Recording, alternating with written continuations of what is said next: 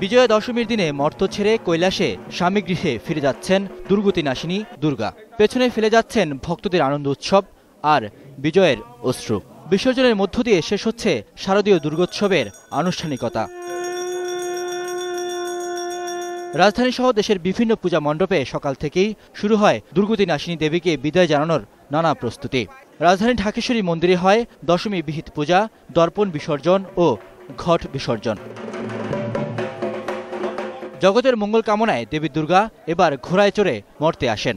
স্বর্গালোকেও যাবেন ঘোড়ায় চড়ে। সব মণ্ডপেই তাই বিষাদের সুর। মা সকল সময় আমাদের হৃদয়ে থেকে আশীর্বাদ বর্ষণ করছেন। কাজেই এই বিদায় খুব সাময়িক বিদায়। আজকে খুব কষ্ট লাগছে, খুব মন খারাপ লাগছে। আবার আরো একটা বছর অপেক্ষা করা লাগবে এই দিনগুলোর জন্য। মা চলে আসছে, তাতে মনটা খুব খারাপ হয়ে গেল। শেষ বিদায়ের সময় মাকে একটু বরণ করতে আসলাম। Coming to Bangladesh was a nice experience. Having this festival in this country feels very good. নাচ করব, মজা করব, মাকে বিদায় দেব হাসি মুখে।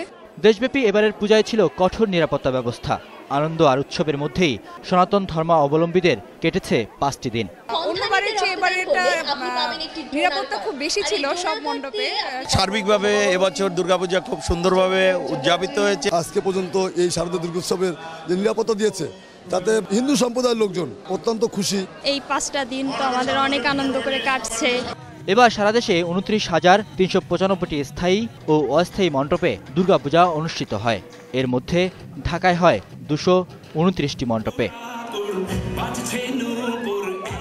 রিয়াদ সুমন, 21 টেলিভিশন, ঢাকা।